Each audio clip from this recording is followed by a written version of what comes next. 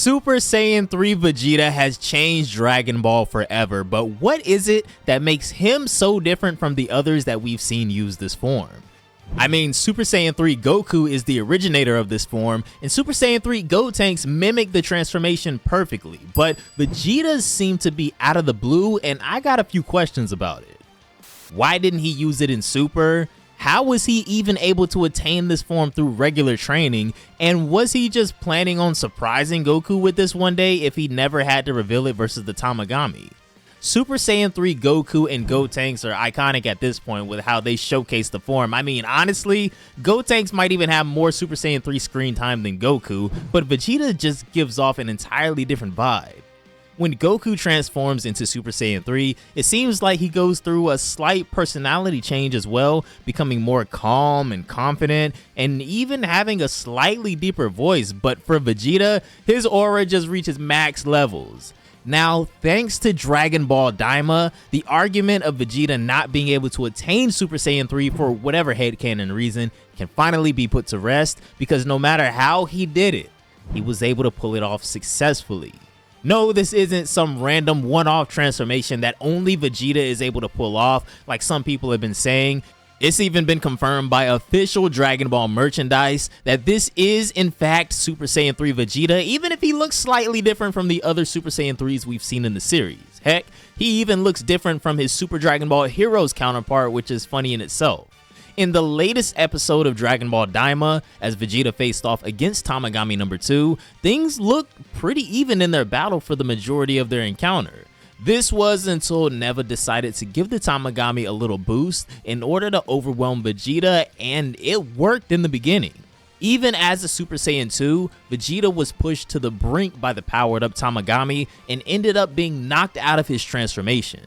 This is when Vegeta's power explodes and he erupts into this new transformation, Super Saiyan 3, and the entire battle changes from there. Now, from my understanding, even though this may be headcanon, Super Saiyan 3 isn't a normal Super Saiyan transformation, it seems. Although I don't recall this ever being officially stated, Super Saiyan 3 has been used by pure-hearted Saiyans, and those Saiyans have achieved this form due to some out-of-the-norm circumstances, like Goku being dead when he first achieved the form, or Goten and Trunks having to fuse to use it. So, how did Vegeta do it?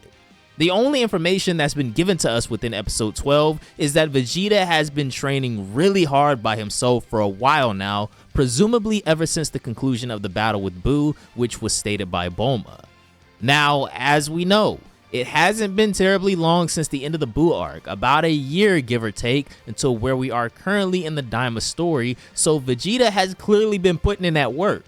While it was never stated exactly when Goku was able to achieve Super Saiyan 3 within that 7 years he was dead from the end of the Cell games to when he first debuted in his battle with Majin Buu, what Vegeta was able to do was every bit as impressive. How would Vegeta have even obtained this form though is the question. Well, since there's been no official explanation yet, we gotta assume based off a couple of possibilities that I think could make sense. The theory I find most plausible so far is that thanks to Vegeta's constant access to the gravity chambers made by Capsule Corp, he's always able to train under constant elevated stress, pushing his boundaries to ridiculous limits. Another theory is that Vegeta obtained this form thanks to witnessing exactly how Goku tapped into it during the fight with Majin Buu and had been training to do it in his own way ever since, overcoming the biggest hurdles of such a power while still in Otherworld, but not being able to maintain it at all. Once we get around to Daima, Vegeta could have been working on maintaining the form for a longer period of time and being able to fight in it without draining all of his power, but again, these are all just made up possibilities and theories that I think could potentially make sense here. Vegeta was able to easily defeat Tamagami 2 when he finally transformed and showcased a fighting style that we've never seen from him before. When Vegito fought against Buhan, he had this like really saucy fighting style where he kept his arms crossed and blocked with his legs and did a lot of kicks, and we never really knew where he got this from because neither Goku nor Vegeta had ever fought like this before. At least as far as I can remember, but now we finally know who Vegito's hand-to-hand combat takes after. Daima just keeps sneaking in like little answers and lore to things all over the place, which for a true Dragon Ball fan is amazing. We even got a slightly different design for Super Saiyan 3 Vegeta that may look new to some that aren't aware, but this is actually quite the opposite, believe it or not. Super Saiyan 3 Vegeta, as social media has already commented, kinda looks like some type of cross between Super Saiyan 2 and Super Saiyan 3, but this design is actually influenced by and very similar to the original concept for the form that Toriyama had scrapped before we got the long-haired, tailless version with the bang that we know from Goku. Toriyama's original visions for this form had much shorter hair that stood straight up at like a slight angle, as we see with Vegeta. This version also had no bang, and in some sketches even showcased a tail that was supposed to grow back. So even though GT isn't canon, Toriyama had already been experimenting with the idea of giving the Saiyans their tails back long before. If this still ends up happening somehow by the end of Daima, I might lose my mind, because there would be no excuse as to why Super Saiyan 4 can't officially be brought into the series at that point. And even though Goku and Gotenks are known to have somewhat similar Super Saiyan 3 designs, Super Saiyan 3 Vegeta remains consistent to some extent to the look that Vegeta always sports no matter what form we see him in. No extra long flowing hair, no bang, and until we get the dub, I couldn't really tell to what degree his voice changed, if at all. Vegeta's power increased to a point where he easily overcame the Tamagami with almost no trouble once transforming, but this would now bring us to the next question of why didn't Vegeta use this form in Super when Beerus crashed Bulma's party? Well, in my honest opinion, this is probably even easier to answer than the last question, albeit still a complete theory that is yet to be confirmed. Outside of Toriyama probably having no plans at all to give Super Saiyan 3 to Vegeta in Dragon Ball Super at that point in time, by the time Super did come around, it's plausible that Vegeta has more so mastered both Super Saiyan and Super Saiyan 2 to the extent where the extreme ki consumption of Super Saiyan 3 is just not optimal to him.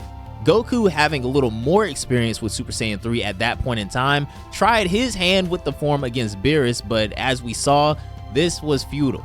Super Saiyan 3 Vegeta of course would have fared no better, but seeing as how Vegeta in Dragon Ball Super is so hell-bent on not being like Goku when it comes to training, besides Yardrat, fighting style, and transformations, I could see a possible explanation of him knowing the form but not wanting to use it anymore, and instead maybe focusing on the other Super Saiyan forms until they experienced God Ki for the first time. Even Toriyama himself has stated before that Super Saiyans 2 and 3 are nothing more than powered up versions of Super Saiyan, which of course is the base of all of these power-ups. Even though he's a one-of-one mutant, this can further be proved by looking at Broly as well, who has barely scratched the surface of just the base Super Saiyan transformation, but is fighting head-to-head with UI Goku, Ultra Ego Vegeta, and Beast Gohan. This further reinforces the idea that depending on how you train and how much mastery you have over it, there really could be no limit to how powerful a Super Saiyan can get. Moving us slowly away from the idea of these forms and transformations having set multipliers that can't be budged, but can get kind of confusing if you consider that a Saiyan's base power increasing could also be the reason why their Super Saiyan form becomes more powerful, which equally makes sense. This also gets reinforced by how Goku and Gohan approach Super Saiyan when training for the Cell games and gaining the full power or mastered Super Saiyan state, and how Goku and Vegeta mastered their Super Saiyan Blue forms in Dragon Ball Super, becoming perfected Super Saiyan Blues. Now they've gotten to the point where these forms take marginally less energy than they did in the past thanks to how they've trained them, and I think Vegeta could have possibly taken the same approach with Super Saiyan 3. If he's able to raise his Super Saiyan power to a level equal to or beyond Super Saiyan 3 even, the power boost to energy consumption ratio of that form becomes obsolete. So this is what also leads me to believe that at this current moment in Daima, at this point, if we're talking Super Saiyan 3 versus Super Saiyan 3, Vegeta, in my opinion, could very well be stronger than Goku right now. In Dragon Ball Super, after watching Bulma get slapped at her birthday party, Vegeta transformed into an enraged Super Saiyan in the movie and enraged Super Saiyan 2 in the anime and attacked Beerus, landing multiple hits on the god and tanking quite a bit as well, which is something that Super Saiyan 3 Goku was unable to do. Even Master Roshi would comment that in this moment, it seemed that Vegeta was stronger than Goku, and again, he was a Super Saiyan 2 here in the anime, which kind of goes with my previous theory, right, of just how Vegeta has been training Super Saiyan and Super Saiyan 2, constantly working to one day make them more powerful and obviously much more efficient than the more expensive Super Saiyan 3 transformation. Super Saiyan 3 Vegeta is one of the most exciting things to come out of Dragon Ball in a long time and has easily caused me to enjoy Daima more than I may have been for the first few weeks. At the time I'm recording this video, I don't think there have been any yet, but when games begin implementing Daima Vegeta along with this transformation, it's gonna be a massive cook.